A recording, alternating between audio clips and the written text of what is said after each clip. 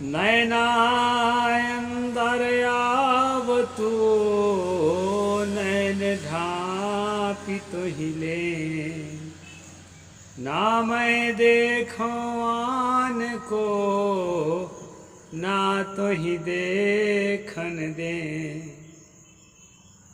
नमस्कार दोस्तों, मैं अविनाश दास रेशनल कबीर यूट्यूब चैनल में आप सबका हार्दिक स्वागत करता हूं। साथियों, यदि चैनल को सब्सक्राइब नहीं किए हैं तो सब्सक्राइब जरूर करें, शेयर करके अपने ग्रुपों में सभी साथियों तक पहुंचाएं, बेल आइकन को प्रेस करें, ऑल नोटिफिकेशन ऑन रखें ताकि हर नया अपडेट आप तक पहुंच सके। लाइक और कमेंट जरूर करें। मैंने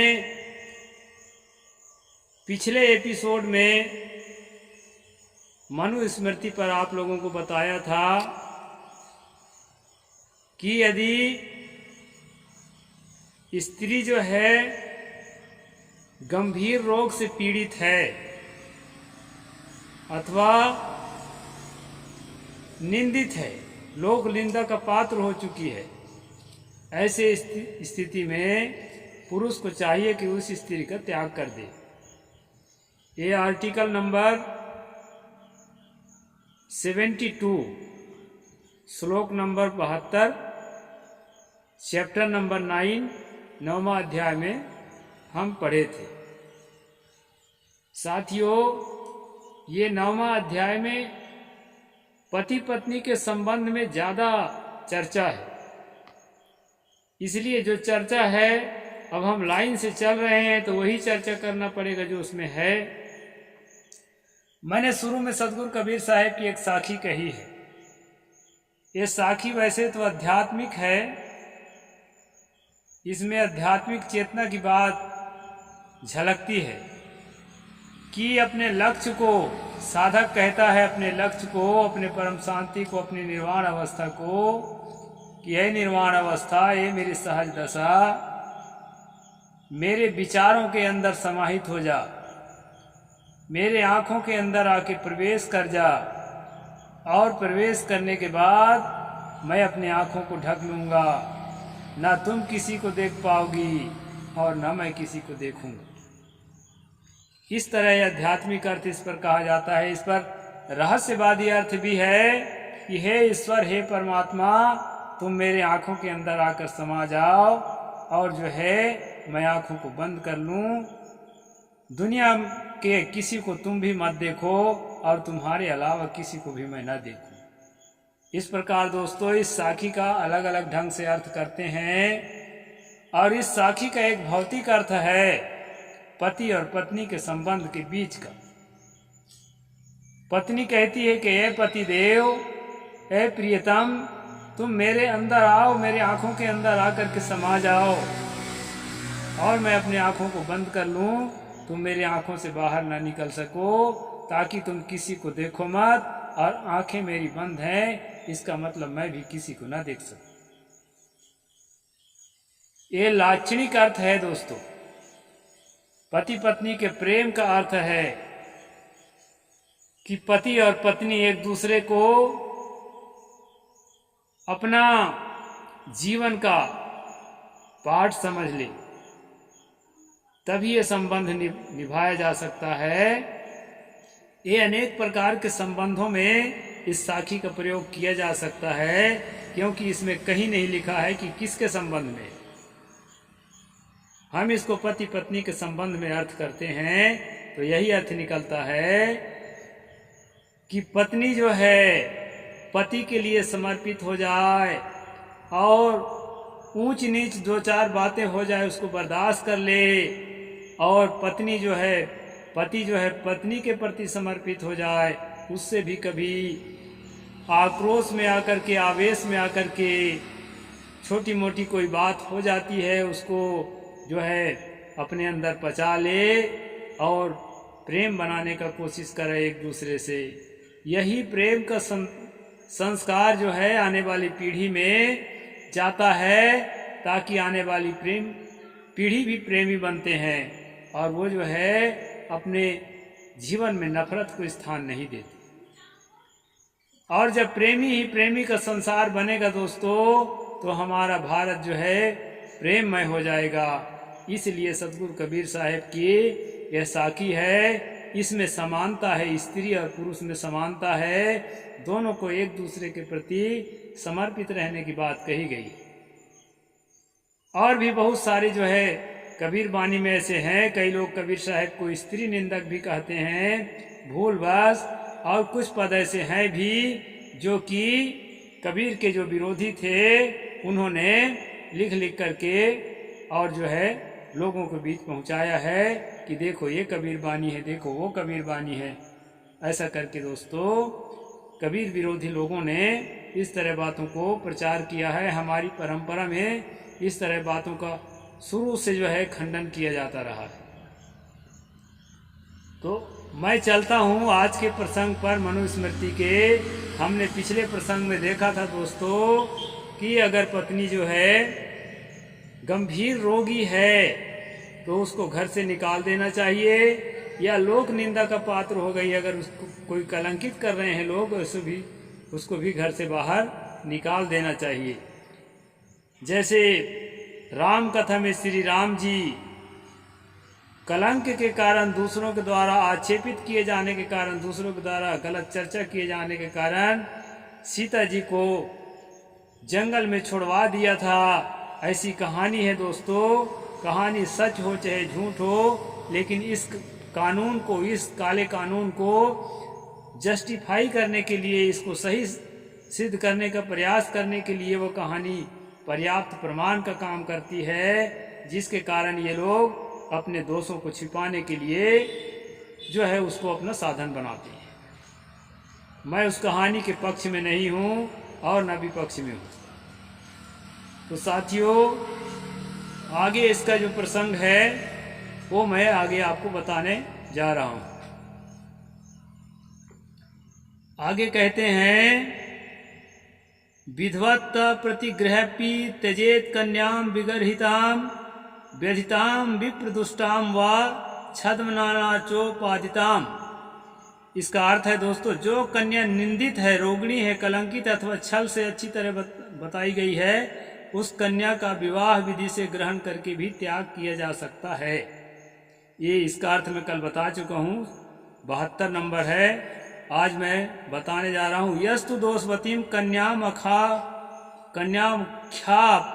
पादयेत तस् तद्विस्थम कुर्यात कन्या दातुर दुरात्मना। ये 73 नंबर श्लोक है। जो पुरुष दोष युक्त कन्या का दोष न बतलाकर उसे किसी को दान कर दे, यानी विवाह कर दे। विवाह को जो है दान माना जाता है, क्योंकि मनु की भाषा में महिलाओं को व्यक्ति की तरह नहीं बल्कि वस्तु की तरह प्रोजेक्ट किया गया है। इस बात को हमें समझना चाहिए। तो यहाँ कन्यादान शब्द आज भी चलता है। तो दान कर दे वह पुरुष उस कन्या को दाता को वापस कर दे, यानी जैसा कुछ बीमारी है, कोई ऐसी बात है, उसको अगर पिता ने नहीं बताया या भाई ने, जो भी विवाह करा रहा है मुखिया बन के लड़की का, वो उसमें कुछ कमियां हैं, उसको नहीं बता पाया या छुपाना चाहा, तो बाद में पता चला तो उस कन्या को वापस कर देना चाहिए। ये जो है मनु का कानून कहता है। आगे कहते हैं दोस्तों, विधाय वृत्तिम भार्यायाः प्रसवेत कार्यवान नारः आवृत्त कर्षिता ही स्त्री प्रदुष्यते स्थितमपि। 74 नंबर श्लोक में कहते हैं, कार्यशील पुरुष भार्या के वृत्ति का विधान करके अपने अर्थोपार्जन वृत्ति के लिए देशांतर की यात्रा करे। विवाह करने के बाद अगर घर में खेती नहीं है, व्यापार नहीं है, बाहर से कमा के लाना है, तो यहाँ पर बताया है मनु ने कि उसके जीवन के खाने पीने की व्यवस्था करके पति जो है परदेश में कमाने के लिए चला जाए। तो यह जो है ठीक है, इस बात का हम खंडन नहीं करते। अपने घर की परिस्थिति के अनुसार ऐसा करना पड़ता है और इसको जो है मैनेज करके आपस में निभाना चाहिए। इसमें कोई खंडन की बात नहीं है। आगे कहते हैं, विधाय प्रोसिते वृत्तिम जीवेन्ने मास्तिता प्रोसिते त्वधिधा जीवच्छी छल्प गर्हितैहि। ये 75 नंबर श्लोक है। जीवनोपाय करके पति के परदेश जाने पर स्त्री को नियम पूर्वक समय बिताना चाहिए। यानी अपने दैनिक जीवन को किसी टाइम टेबल बना करके दैनिक जीवन को एक नियम के तहत बना ले, ताकि इधर उधर मन न दौड़े। क्योंकि अभी विवाह करके आई है, चढ़ती उम्र है, ऐसे उम्र में मन जो है भटकता है। इसलिए यहाँ कहते हैं कि पति अगर परदेश कमाने के लिए गया है तो पत्नी को चाहिए कि वो अपने नियम पूर्वक जीवन जिए।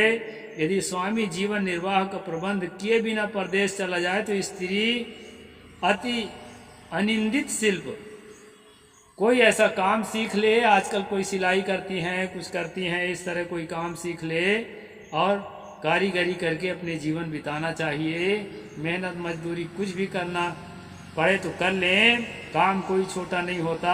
अपने परिस्थिति के अनुसार किसी भी काम को कर लेना चाहिए। यहाँ पर मनु का कहना किसी भी प्रकार गलत नहीं है। आगे चलते हैं दोस्तों। प्रोसितो धर्म कार्यार्थम प्रतीक्षेष्टो नरः समाः विद्यार्थम सठ यथोर्थम न कामार्थम त्रिस्तु वत्सरान।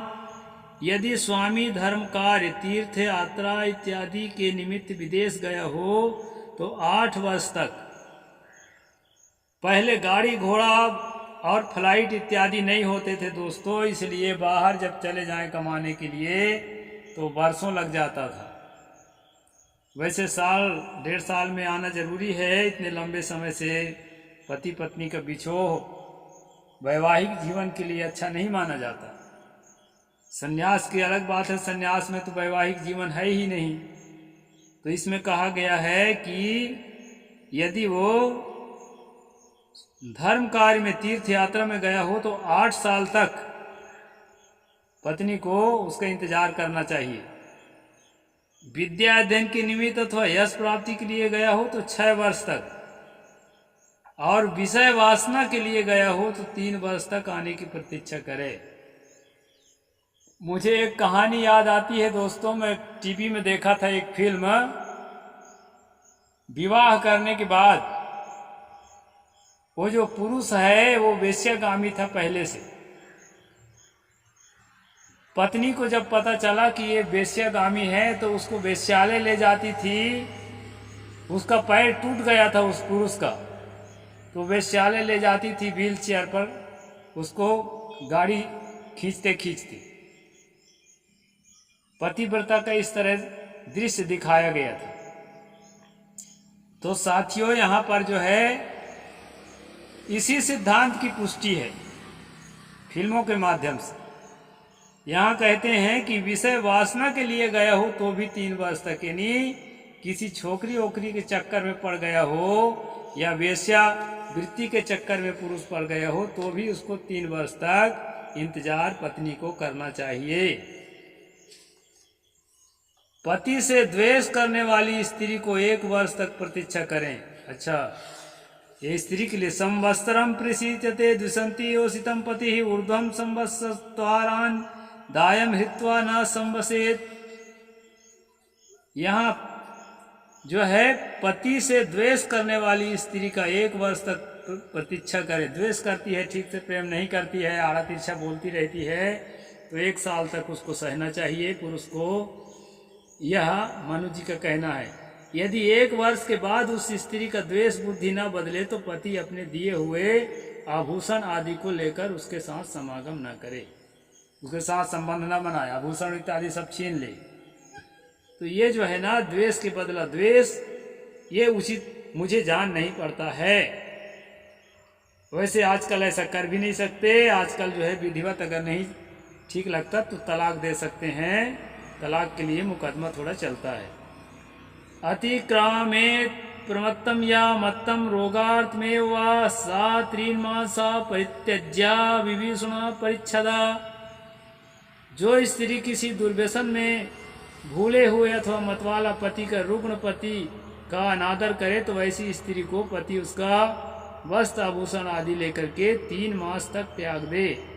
अगर स्त्री जो है आदर नहीं कर रही है, रोग हालत में रोगी होने के कारण पति का, या भूले हुए मतवाला होने के कारण पति का किसी दुर्व्यसन में भूल करके मतवाला हो गया है और पत्नी का ध्यान नहीं देता है, ऐसे स्थिति में भी अगर पत्नी अनादर करती है तो उसको उसके आभूषण आदि छीन करके और जो है त्याग देना चाहिए।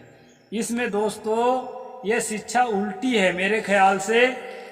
जो मुझे टारगेट करते हैं उन लोगों से मैं निवेदन करता हूं कि अपना विचार लिखा करें, फोन करके गाली देने के बजाय विचार लिखें। आपका विचार भी मेरे चैनल के माध्यम से फैलेगा, तो विचार लिखें। इसमें जो है अब ऐसी बात आती है, वहां पर मैं थोड़ा सा टेक करता हूं। यहां जो कहा है कि अगर मतवाला है, वो दारू पीता है, गाली बकता है, मारता पीटता है, या रोगी है, रोगी होना तो हम भी समझते हैं, रोगी की मदद करना चाहिए, लेकिन इस तरह उपद्रव करता है, दुर्व्यसन में भूले हुए अथवा मतवाला है, तो ऐसे पति का भी अगर अनादर करती हो तो आपके आभूषण वस्त्र आदि छीन करके आपको निकाल दिया जाए। ये जो है यहाँ मनु का कानून है, 78 नंबर श्लोक। मैं पूछना चाहता हूँ दोस्तों, क्या ये उचित है? हर जगह की बात उचित नहीं होती है। यहाँ जो है इस तरह करने से घर टूटेगा, बिखर जाएगा, बाल बच्चे जो हैं अपने आप को अनाथ महसूस करेंगे, उनके मानसिक स्थिति पर क्या प्रभाव पड़ेगा, ये सब को सोचिए। इसलिए अगर पति रोगी है तो, पत्नी रोगी है तो उसको त्यागा ना जाए, बल्कि जो है त्याग पूर्वक भाव से उसको जो है अपने जीवन का पाठ समझ करके, कबीर पंथ में यही बताया जाता है, उसको अपने जीवन का हिस्सा समझ करके उसकी मदद करें, उसके संरक्षण करें। और जो है उसका आभूषण छीनने के बजाय, छीन के क्या करोगे, उसको भी बेच के पी जाओगे। पीने वाले पियक्कड़ हुए थी तो उसको भी बेच के पी जाओगे, यहाँ का ना वहाँ का। इसीलिए ना तो आभूषण छीनना उचित है और ना घर से निकालना उचित है। इसके लिए जो है सोच करके, बोल करके बढ़िया समाधान निकालें। अब बात नहीं बनती है तो अंतिम हारे दांव जो है आप अदालत का सहारा लेकर के समाधान निकालें। इस तरह से दादागिरी से पत्नी को घर से निकालना बिल्कुल भी ठीक नहीं है। इससे परिवार बिखर जाएगा और आपके आने वाली पीढ़ियों के संस्कार इतना गंदा बनेगा कि वो जो है जिन बाल बच्चों के लिए, जिन बाल गोपालों के लिए आप दिन रात मरते हैं, वो बाल गोपाल जीवन भर उलझे रहेंगे, उनके मानसिक तनाव, टेंशन बना रहेगा और आपसी वैमनस्य से जूझते रहेंगे। ये संस्कार जो है आपको सुख न देकर के दुख देने वाला होगा। जिन औलाद को आप सुख पहुंचाना चाहते हैं वो औलाद जो है दुख में पिसते पिसते जिंदगी जिएंगे। इसलिए साथियों, इस तरह से गलत संस्कारों को किसी भी धर्म ग्रंथ से ग्रहण न करें। और जो बात अच्छी इसमें आई है उसकी प्रशंसा तो मैंने कर ही दी है। अच्छी बात अच्छी है चाहे जहाँ से मिली हो। इसलिए मैं विरोधियों से निवेदन करता हूँ कि फ़ोन करके मेरा समय बर्बाद करके मुझे गालियाँ मत दें और मेरा विरोध ना करें। इसमें अपना विचार कमेंट सेक्शन में लिखें ताकि जो है आपके विचारों को भी दुनिया के लोग जान सकें, और पूरा देखने के बाद लिखें। केवल शीर्षक पढ़ के जो गाली बकते हैं, लिखते हैं, वो पागलपन है। पूरा देखें कि मैं कह क्या रहा हूँ। शीर्षक तो थोड़ी सी बात की होती है, इसलिए शीर्षक देखकर मत लिखें दोस्तों, पूरा वीडियो देखें। इसके बाद सब मेरे अपने हैं, सब मेरे मित्र हैं, कोई दुश्मन नहीं है। पहले ठीक से देखें, इसके बाद आप उत्तर लिखें। उत्तर आपका स्वागत है। और गाली शब्दों में ना लिखें।